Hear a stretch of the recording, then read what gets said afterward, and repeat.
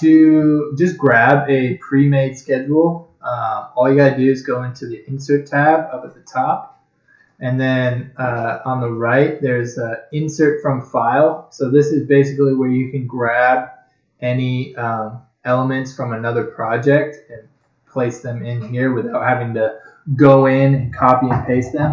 And you can do like a bunch of different stuff, sheets and schedules and drawings, whatnot. So I'm gonna go into the template, the drawing template that we have, which is, if you don't know where it is, it's kind of buried in the old Commer folder, but if you don't have it, I can share it with you.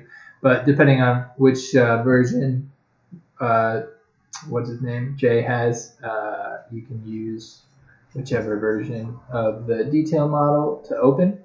So you just select it, open. It'll take a little while depending on how large the other file is.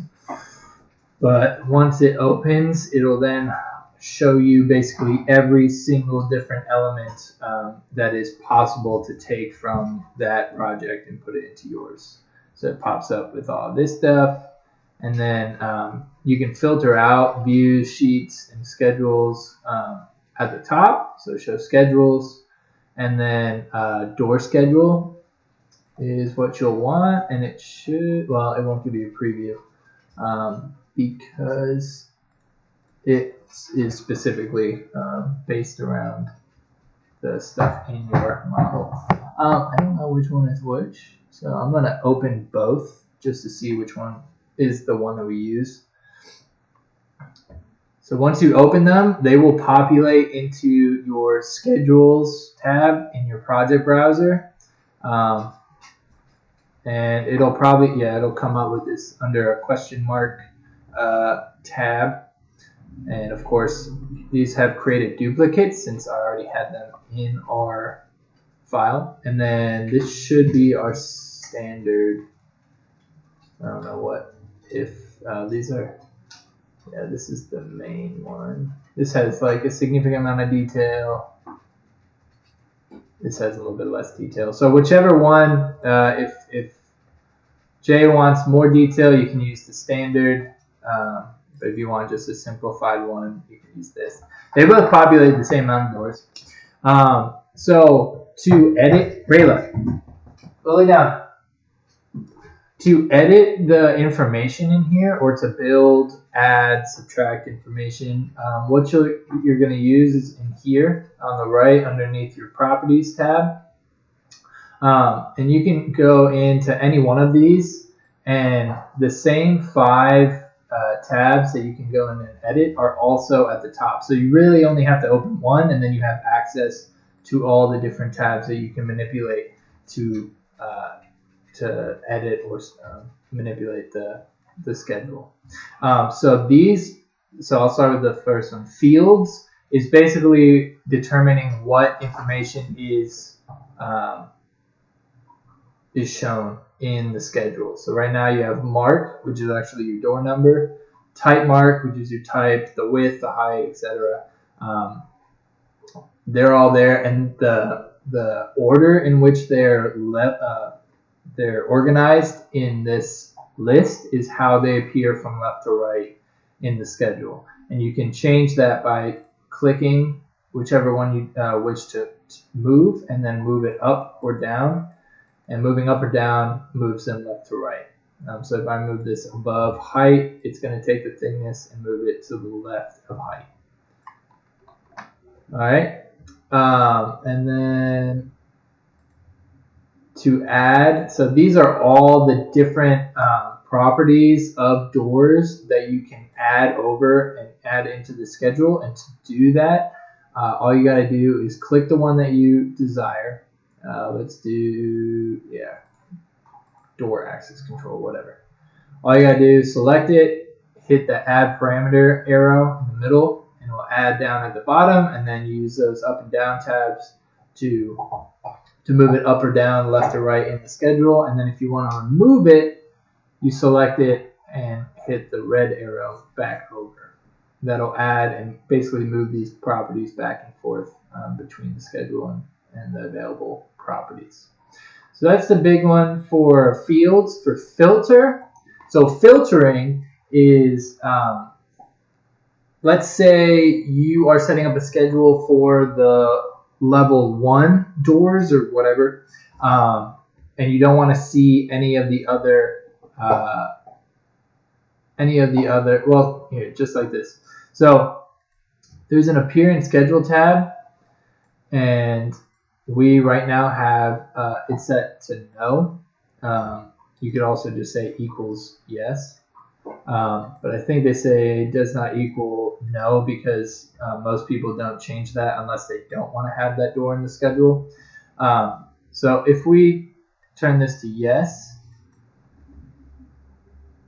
then that filters out, of course, here. I'll do one a little bit simpler. So I'm going to add one in. So let's say, yeah, we do have level. Cool. So let's just say we want to have all the doors that are on level 1. We'll say level to filter out to determine that we are specifying the level, say equals, and then level 1 ground. We can also do whatever other level we have in here, and it will filter out. And if we press OK, then that's going to remove all the doors that are not on level 1 and leave the ones that are. So it's an easy way to filter out different elements. Go back, turn this to none. So sorting and grouping. So this is how you basically, let me think of how to describe this.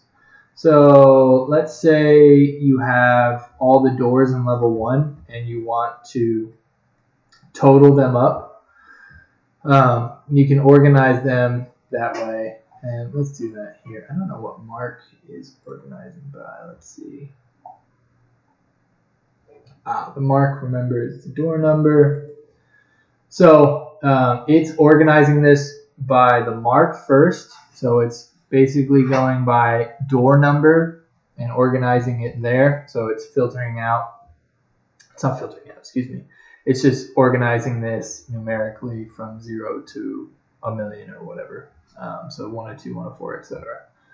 You can also sort them by whatever different parameter you have. So we could filter all the ones and organize this sheet by width. And we can also put in a footer or a header, but we typically do footers, and this actually gives us counts or totals for it. So let's just do width with a footer, counts and totals, press OK. Whoa.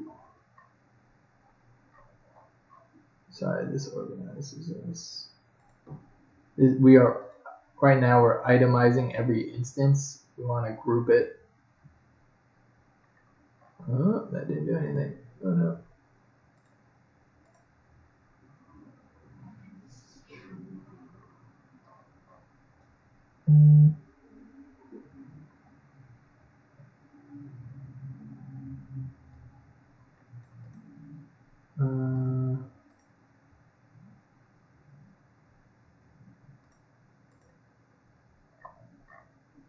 No, this is always confusing to me.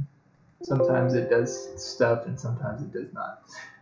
But basically, you can sort through things. So this is how you organize it. So we want to change this from organizing it by the width, or organizing it by the mark to width. It's okay. See there, it ignores the door number now. It ignores that numerical. What am I trying to think of? The numerical marker, basically, and it organizes it by the width. So it groups all of those. And if we add in footer with the, let's just leave that there. There we go. Then it gives you the total amount of doors that are, 2 foot 2 inches. Same thing down here, 5 doors at 2 foot 11 and a half. 81 at 3 feet, etc. I think the problem was we were adding too many filters. Let's just do mark and hit OK. Press OK. All right, and then formatting. This is basically just how to aesthetically lay them out. So right now our door number is in a horizontal orientation and it is aligned to the left. If we switch this to the right, then all of these will switch to the right, center, etc. We can change the heading. So this is actually the mark. Technically parameter, but we changed the heading to door number. So instead of saying mark up here, it says door number. So that's an easy way to manipulate the actual columns and parameters.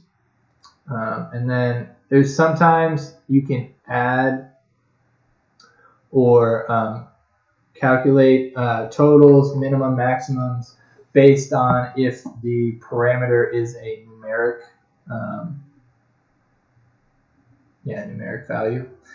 So like we wouldn't typically do that for heights, but if we had areas, so square footage areas, and we wanted to calculate the total amount of square footage for the entire building by adding all the rooms together, we can use that. And then also, so level we have labeled here. We have in our schedule, but we don't actually have it showing in the schedule itself, and that is because we have this hidden field checkbox checked. If we uncheck that, then it's going to actually show the level in our schedule. But since we don't want to have that information shown, since it's pretty redundant, especially since our door numbers should show or reflect the level that it's at, we won't have that here. Same thing with appearance schedule. We use that to filter things out, but we don't actually need that information shown on the schedule. And then appearance, it's same thing. We don't really change this a lot, but if we wanted to change the title text, the body text, anything like that, we can do that here. Okay? And then Nick wanted me to cover real quick how to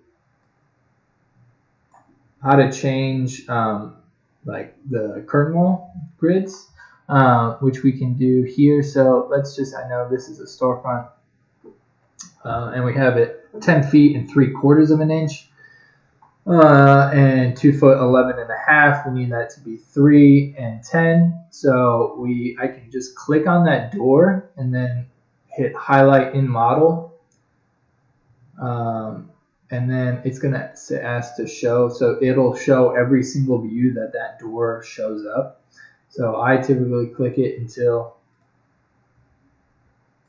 and it just has the one, of course. Well, if you highlight it and then find it in the model, what I do then, so I know that this is on the right side of the circular door on the south side of the building. So if I go into a 3D view, up at the top, this little 3-dimensional house, click that.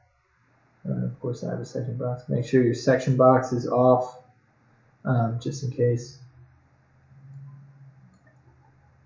So up at the top, I don't know how much of 3D views you've been in, but it has this little 3D box that you can click and drag to pan around. You can also hold shift and the right mouse click, and if you click and drag that holding shift, you can pan around. The real nice thing with Revit is if you click an element and then hold shift and pan, it will actually use that element as a center point to pan around, which makes it a lot easier than like trying to pan around this. Anyway, and then at the top, it should show you north, south, east, and west, so you can reference where in the plan that door was compared to where you are in 3 dimensions. So I know south is right now at the bottom. There is that door. And there is the door that is currently in state. So the easiest way I find to do this is I isolate the element. So what I do is I click the wall and make sure that when you click it, the dashed line around the entire wall is highlighted, and then it comes up with curtain wall at the top. Otherwise, you may accidentally click the door or click the mullion. There's a lot of elements in the curtain wall that you can accidentally click on. So just make sure that dash line is selected. Make sure the curtain wall is selected. And then go down at the bottom, and there's a little glasses button. If you click that and hit isolate element, that isolates that specific element and removes all the rest, so it's a little bit easier to work with. And then the thing with curtain walls is they are based around a grid system, which are these dashed lines, and that's where the mullions fall. So right now I think our door is 10 foot and a half. Let me go back to the door schedule. Sure, I'm on 3D. So it's 10 foot and 3/4. We need to bring down that mullion. So that's the top of the door. So we want to bring that down by 3/4 of an inch. I like to get into a front view, and you can do that if you're in a angled view by just clicking the front or left tab and just hit the move and go down 3/4 of an inch. And then if you go back to the door schedule, now that guy is an even 10 feet. If we go back to our 3D view, it was, oops, what was it again? Our width is 2 foot 11.5, so we need to increase that opening by 1/2 of an inch.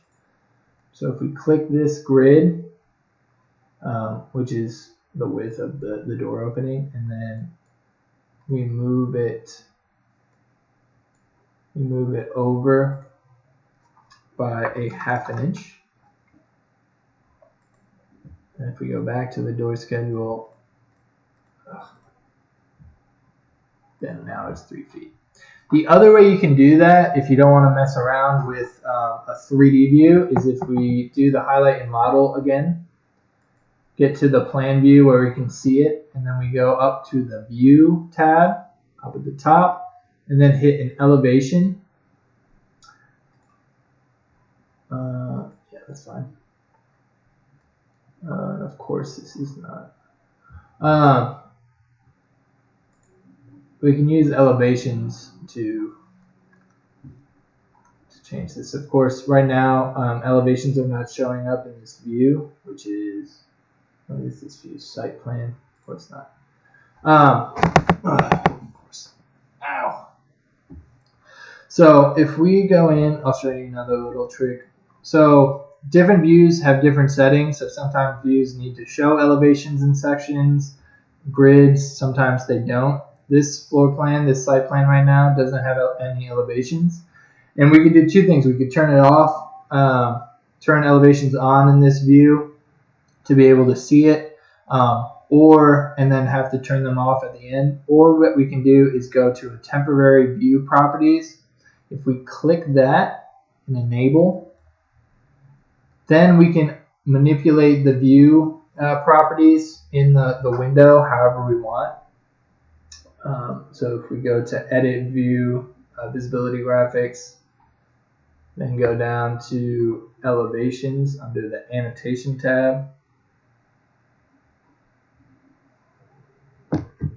and check it on, press OK. Then we can go back to our elevation, make sure that they turn on, hit elevation. We'll click this real quick, make sure that the arrow is pointing towards the door. And then if you click that elevation and click and drag the blue dots to narrow the field of view to just that one door. If you click, if you can either double click or right click and go to elevation view. And then it's going to be a little bit weird at first. I typically want to like just drag